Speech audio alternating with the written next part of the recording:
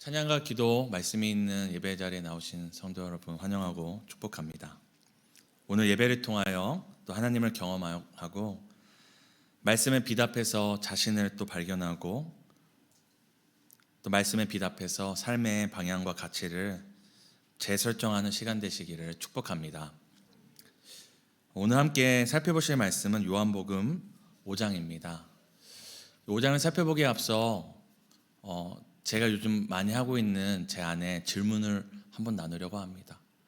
저는 제 안에 요즘 부쩍 많이 하는 질문이 있는데 그 질문은 정말 예수님은 나에게 누구신가? 라는 질문입니다. 예수님은 정말 나에게 어떤 분인가? 물론 신학적으로, 성경적으로, 제 경험적으로 여러 가지 표현을 할 수 있지만 그것이 궁금한 게 아니라 정말 실상이 궁금한 것입니다. 정말 오늘 나에게 예수님은 어떤 분인가? 예수를 위해 오늘도 찬양에 있었던 것처럼 정말 내가 예수를 위해 살고 예수를 위해 죽을 수 있는가? 제가 예수가 나에게 가장 귀한 것이다 말하고 예수가 나의 모든 것이다 말하고 예수가 나의 주라고 말하지만 만약 실상이 예수를 위해 작은 것 하나 포기하지 못하고 예수를 위해 작은 희생과 헌신조차 하지 못하고 작은 손해조차 하지 못한다면 제 고백은 어떠할지 몰라도 실상은 그렇지 않은 거잖아요. 제가 아무리 멋지게 고백하고 멋지게 이렇게 글로 표현한다 할지라도 실상이 그렇지 않다면 그렇지 않은 것이잖아요. 그런 의미에서 저는 정말 예수는 나에게, 오늘 나에게, 전도사인 나에게가 아니라 정말 예수는 그리스도요 살아계신 하나님이라고 믿고 고백하는 그리스도인 된 나에게 정말 누군가라는 질문과 고민을 많이 하게 됩니다. 사랑하는 성도님께도 여쭙니다. 여러분의 고백이 아니라 여러분의 실상으로 예수는 여러분에게 어떤 분이십니까? 오늘 요한복음 5장에는 아이러니, 이 모순적인 것을 통하여서 이 본문이 시작되는데요. 저는 이 본문을 살펴볼 때 마치 제가 영화를 보는 걸 좋아해서 그런지 모르겠지만 영화의 오프닝과 같은 장면으로 시작한다고 생각합니다. 마치 영화에서 딱 시작할 때 저 우주에서 지구를 바라보다가 이제 주인공이 있는 시점에 오려고 우주에서 지구로, 지구에서 저기 어떤 남미로, 그리고 남미에서 어떤 지역으로 점점 이렇게 줌인되면서 확대되면서 결국엔 주인공이 딱 나타나는 장면 보신 적 있으시죠? 없으시다는 표정이시네요. 그런 영화가 있습니다. 있죠, 대수 형제? 네, 있습니다. 오늘 현장이 그렇습니다. 오늘 요한복음 5장 1절에서 2절을 함께 우리가 읽었으면 좋겠는데요. 한 번 더 읽겠습니다. 그 후에 유대인의 명절이 되어 예수께서 예루살렘에 올라가시니라. 예루살렘에 있는 양문 곁에 히브리 말로 베데스라 베데스다라는 하는 못이 있는데 거기에 행각 5이 있고. 오늘 본문이 어떻게 시작됩니까? 유대인의 명절이다. 딱 영화에서 때는 서기 언제, 이것처럼 딱 오늘 본문이 유대인의 명절이다라고 얘기합니다. 이 명절 우리가 영어로 이제 할리데이라고 하는데 사실 이 할리데이의 어원이 홀리데이입니다. 거룩한 날에서 우리가 오늘날 쓰는 공휴일, 이 할리데이로 간 건데 오늘 성경이 유대인의 명절이다라고 얘기합니다. 이제 그 중에서도 이제 유월절이라고 성경에 안 나와 있지만 이제 학자들이 얘기를 하는데요. 유대인의 명절, 좋은 날이죠. 우리가 추석 뭐 이런 것처럼 유대인에게 좋은 날입니다. 이 좋은 날에 그 다음 장면에 뭐가 나옵니까? 예루살렘이라 딱 때가 나오고 지역이 나오죠. 이 예루살렘이라는 뜻은 다들 아시는 것처럼 그저 지역명이 아니라 이 뜻에 유명한 말이 있습니다. 분당에도 뜻이 있죠. 혹시 아시나요? 제가 몇몇 분당 사시는 분들께 분당 뜻이 무엇입니까 했더니 모르시더라고요. 제가 살고 있는 수원의 뜻은 이 물숫자에다가 원천 원자에서 물의 근원이라는 뜻입니다. 그처럼 예루살렘에도 뜻이 있는데 성경에서 예루살렘이 중요한 이유는 단순히 거기에 뭐 성전이 있고 뭐 왕이 살아서가 아니라 이 이름의 뜻 때문에 그렇습니다. 예루살렘에 이르는 히브리어로 이제 도시라는 뜻이고요. 샬렘은 우리가 샬롬 하잖아요. 바로 샬롬입니다. 그래서 합치면 무슨 뜻입니까? 평화의 도시, 평안의 도시. 성경에서 이 평안과 안식이 굉장히 중요한 요소이기 때문에 이 예루살렘에 자꾸 포인트가 맞춰지는 것이 단순한 우연이 아니라 이 평안의 도시에 주목하고 있는 것입니다. 유대인의 명절, 평안의 도시. 이 도시에 또 성경이 뭐에 주목합니까? 이 양문이라고 말 그대로 양들이 들락날락거리는 문이었는데 그저 어떤 가축의 우리가 아니라 이 성전에서 제사 드릴 때 이 제물로 드리는 양들이 오가는 문이었습니다. 그래서 이 양문을 다른 말로는 아름다운 문이라고도 표현했대요. 이 문을 통해서 제사장과 레위 사람들만 들락날락거리며 왜 들락날락거렸겠습니까? 하나님께 드리는 제사를 드리기 위해 자신을 깨끗이 하고 그 문으로 왔다 갔다 했기 때문에 사람들이 그걸 보면서 아름답다 표현했나 봐요. 그래서 이 양문을 아름다운 문이라고도 표현했다고 합니다. 유대인의 좋은 날, 이 평화의 도시에 아름다운 문이 있었다. 이 확대되는 게 보이시죠? 그리고 마지막으로 뭐가 나오냐면 바로 거기에 베데스다라는 한 못이 있었다고 얘기를 합니다. 이 베데스다도 뜻이 무엇이냐면 이제 베트, 히브리어로 베트가 이제 집이란 뜻이거든요. 그래서 베들레헴 하면 빵의 집이란 뜻인 것처럼 이제 베데스다는 집이라는 베트와 헤세드, 이 자비, 은혜라는 뜻의 헤세드가 합쳐져서 베데스다, 그러니까 은혜의 집이라는 이름을 가진 연못이 오늘 등장을 합니다. 영화에서 딱 영화가 시작되는 것처럼 유대인의 명절, 평화의 도시에 아름다운 문이 있었는데 그 문 옆에 은혜의 집이라 불리는 연못이 있었다. 너무 아름답죠. 그런데 오늘 성경이 이 아름다움과 이 멋짐을 표현하면서 모순되는 장면을 우리에게 보여줍니다. 우리 3절을 함께 읽겠습니다. 5장 3절 함께 읽겠습니다. 시작. 그 안에 많은 병자, 맹인, 다리 저는 사람, 혈기 마른 사람들이 누워 물의 움직임을 기다리니.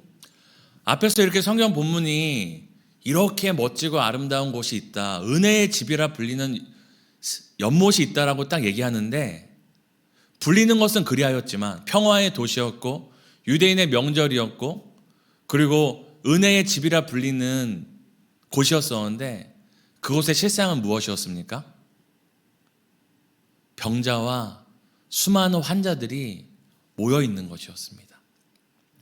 평화의 도시였는데 평화가 없고, 아름다운 문 옆인데 아름다움이 아니라 수많은 병자들이 있고, 그리고 은혜의 집이라 불리는 샘이 있는데 그 샘 곁에 무엇이 있는 것입니까? 아름다운 꽃과 아름답게 찬양하는 사람도 있는 것이 아니라 수많은 병자들이 그곳에 모여 있다고 얘기합니다. 오늘날 우리가 환자 얘기하면 환자에 대한 편견이 없지만 오늘은 그래도 어떤 의술이 많이 발달했잖아요. 그렇기 때문에 피가 나거나 찢어지거나 어디가 아파도 뭔가 잘 이렇게 치료를 받거나 분대를 감고 있지만, 한번 우리 그 당시 생각해 봤으면 좋겠습니다. 그 당시에 수많은 병자들이 모여 있다고 하는데 그것이 어땠을 것 같습니까? 오늘 우리가 생각하는 병원처럼 그냥 환자복을 입고 다 같이 이렇게 오와 열을 맞춰서 앉아 있었을까요? 아닙니다. 그곳에 분명 치료를 받지 못하고, 오늘 본문에 나온 것처럼 10년, 20년, 30년 동안 자기의 그 각각 병들이 해결받지 못해서 고름과 피와 때로는 봉합되지 않은 상처 부위를 싸매고 냄새가 나지만 그럼에도 이곳저곳 서로 살을 맞대고 앉아서 모여있는 장면이 그 자리에 연출되고 있을 거라고 저는 생각됩니다. 오늘 본문 5장 1절에서 3절을 살펴보면은 제가 말씀드린 것처럼 분명 그곳은 아름다운 말들로, 아름다운 명칭들로 표현되었지만 실상은 그러하지 않았다고 성경은 얘기합니다. 저는 우리의 신앙이 이와 같을 수 있다고 생각합니다.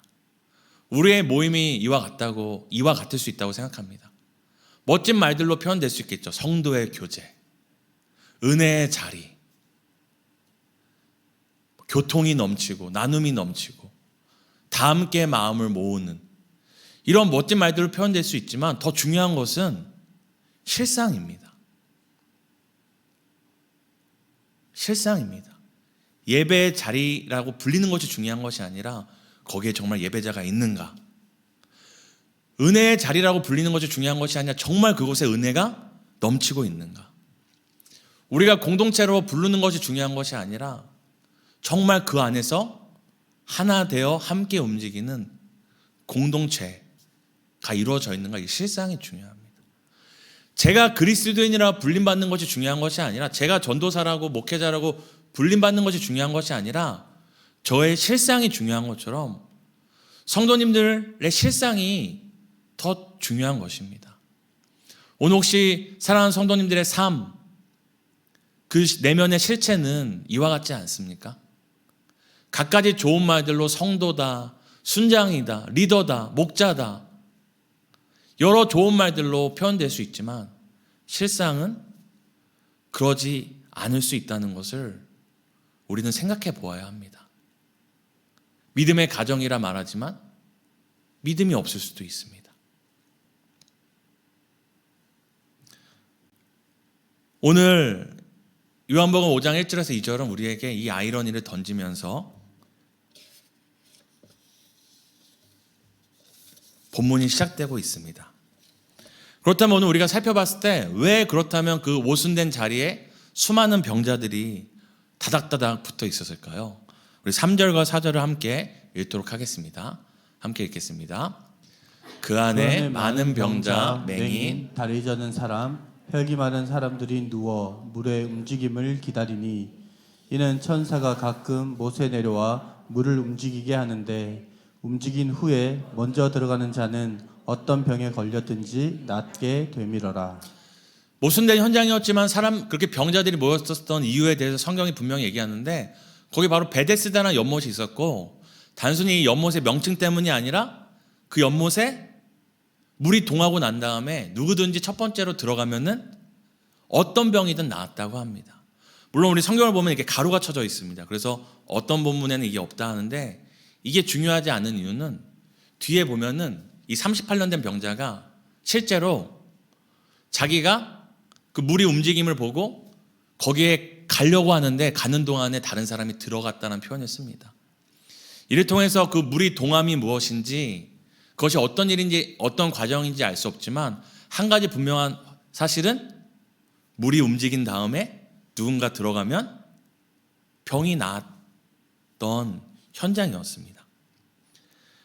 거기에 수많은 병자들이 모였던 이유는 바로 그런 기적을 경험할 수 있었기 때문입니다. 사랑하는 성도님들께 여쭤보고 싶은 것이 있습니다. 여러분의 그 베데스다는 혹시 무엇입니까? 지금 이게 그냥 전설이나 뭐 배추도사, 무도사나 전설 따라 뭐 산만리처럼 아무 근거 없는 현장이 아니라 그런 실제적으로 누군가 물이 동한 다음에 처음 들어갔을 때 병이 낫는 기적이 있었기 때문에 사람들이 거기 모여 있었거든요. 분명히 수많은 사람들이 모였던 이유는 누군가 그 기적을 경험하는 것을 봤기 때문입니다. 하지만 더 중요한 것은 누군가는 그것을 경험하지만 수많은 사람들은 뭘 하는 거죠?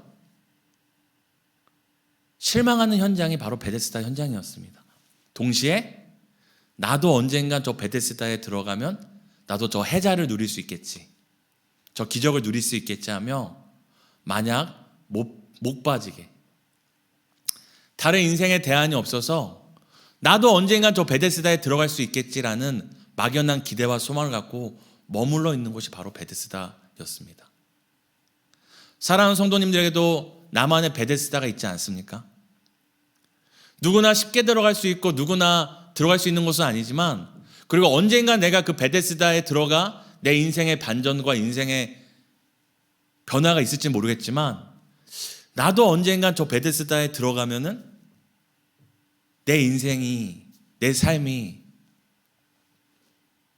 내 인생의 어려움들이 해결될, 그래서 오늘도 여전히 머물고 바라보고 있는 인생의 베데스다가 무엇인지 묻고 싶습니다. 누군가에는 학교가 될 수 있겠죠. 내 자녀가 저 학교에만 들어간다면.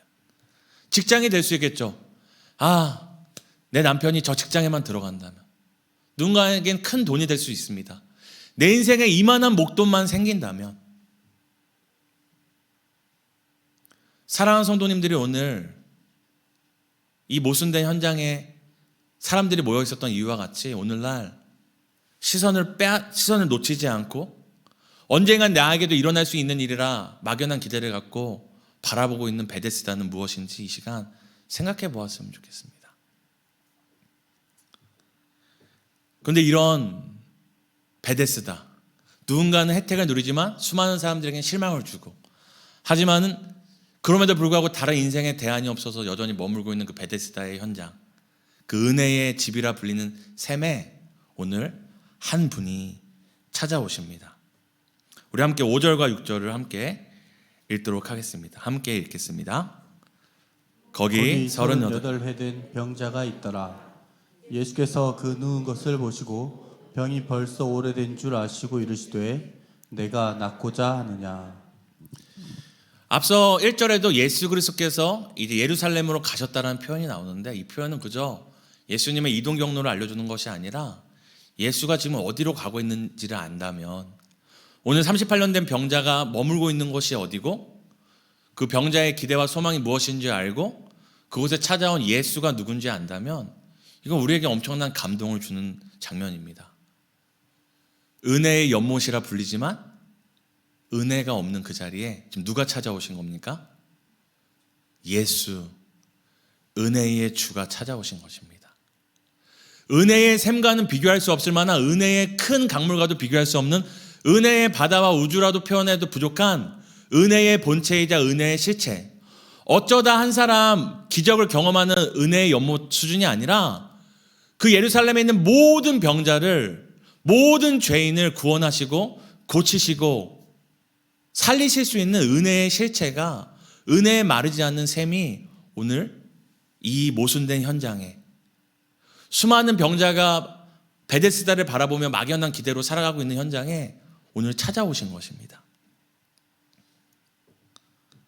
그런데 오늘 38년 된 병자가 어떤 병이 있었는지는 성경이 알려주지 않지만 우리에게 알려주는 심각한 이 38년 된 병자의 병이 있습니다. 그것이 무엇이냐면, 우리 함께 7절을 함께 읽겠습니다. 함께 읽습니다.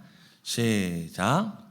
병자가 대답하되 주여, 물이 움직일 때에 나를 못에 넣어주는 사람이 없어 내가 가는 동안에 다른 사람이 먼저 내려가나이다. 오늘 은혜에 언젠가 마를지도 모르고 멈출지 모르는 은혜의 샘 앞에 막연히 있는 그 38년 된 병자 앞에 은혜의 실체가 찾아오시죠. 은혜를 영원토록 주실 수 있는 분이 찾아오시죠. 그리고 그분이 그 38년 된 병자에게 뭐라고 묻습니까? 내가 낳고자 하느냐? 그 뭐라고 대답하는 게 맞습니까? 네, 내가 낳기를 원합니다. 근데 오늘 이 5장 7절에 이 병자가 뭐라고 대답합니까? 나를 저 베데스다에 넣어줄 사람이 없습니다 라고 대답합니다. 동문서답하고 있는 거예요. 예수께서는 너가 낳고자 하느냐라고 물으시는데 뭐라고 얘기합니까? 나를 베데스다에 넣어준 사람이 없다라고 얘기하고 있는 것입니다. 자신의 영원한 은혜를, 완벽한 은혜를 베풀 수 있는 그분에게 지금 뭘 요청하고 있는 거예요? 나를 저 베데스다에 넣어주십시오. 네가 낳고자 하느냐 하는 질문에 나를 저 베데스다에 넣어줄 사람이 필요합니다라고 말하고 있는 것입니다. 사랑하는 성도님들은 어떻습니까? 예수 그리스도가 오늘 여러분의 마음 가운데 찾아와서 내가 낳고자 하느냐 물으실 때에 사랑하는 성도님들 이렇게 대답하고 있지 않습니까? 주님, 나를 저 베데스다에 넣어주세요. 네가 낳고자 물으실 때에 은혜의 주께서 오셨군요. 나는 은혜의 샘을 바라보고 있었는데 은혜의 본체가 오셨군요. 네, 내가 낳기 원합니다라고 답하고 있지 않고, 주님, 저를 저 베데스다에 넣어주세요. 저 직장에, 저 학교에, 저 상황 가운데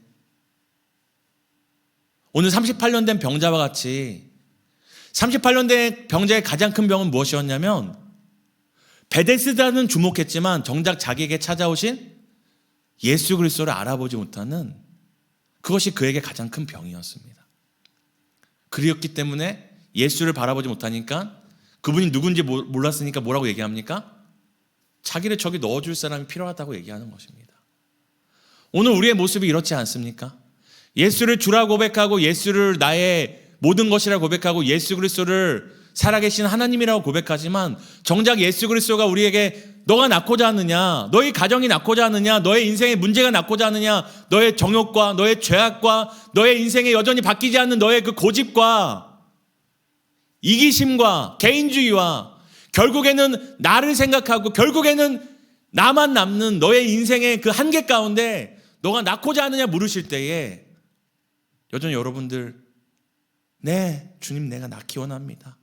주님은 나를 고칠 수 있는 분입니다라고 고백하는 것이 아니라 주님 내 인생의 베데스다에 넣어주십시오.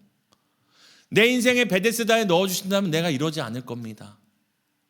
내 인생의 베데스다에 넣어줄 분이 필요합니다. 당신이 아니라 예수가 아니라 그 누구든 나를 내 인생의 베데스다에 넣어준다면 충분합니다라고 고백하고 있지 않습니까?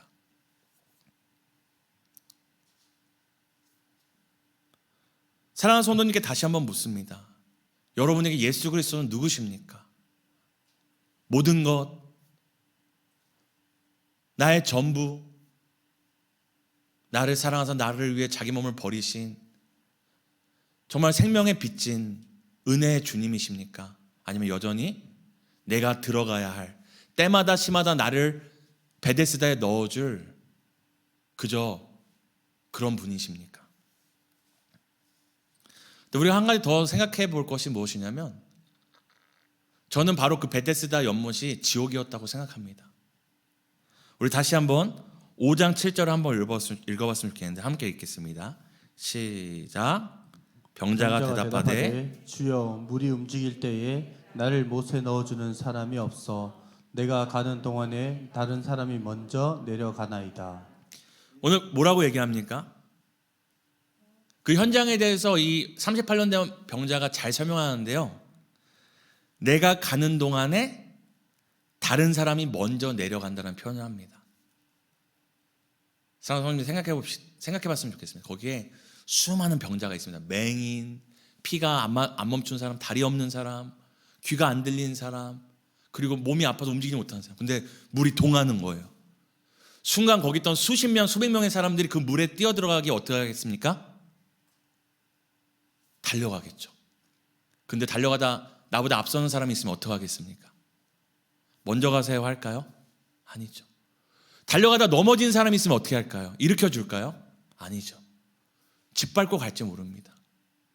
그것은 누군가 서로 이 38년 된 병자의 고백처럼 누군가 서로 먼저 고침받기 위해 애쓰는 현장이 아니라 내가 들어가려고 애쓰는데 다른 사람이 들어가 버리는 다른 사람보다 내가 먼저 고침받고 해결되기 위하여 물불 가리지 않는 현장이었습니다.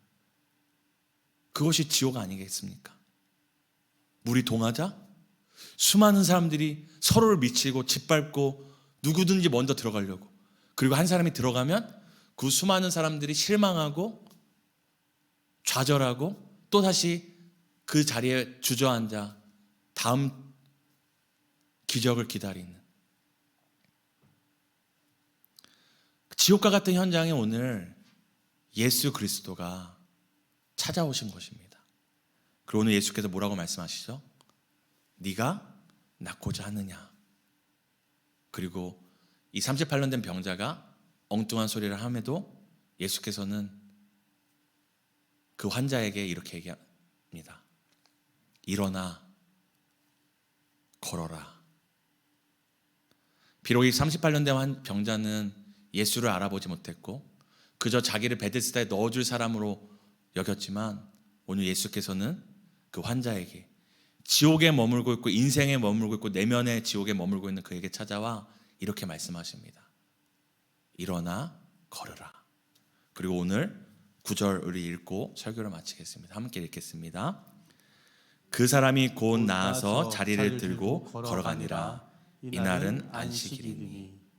그리고 38년 동안 한 번도 진정한 참된 안식을 누리지 못했던 이 병자에게 은혜의 주님은 안식을, 참된 안식일을 경험케 하십니다. 사랑하는 성도 여러분, 오늘 예수께서 우리에게 물으십니다. 네가 낳고자 하느냐? 너의 가정이, 너의 삶이, 너의 꿈이, 너의 인생이, 너의 계획이 낳고자 하느냐 물으실 때에 오늘 사랑하는 성도님들은 뭐라고 답하시겠습니까? 우리 함께 찬양하면서 우리의 답을 주님께 드렸으면 좋겠습니다.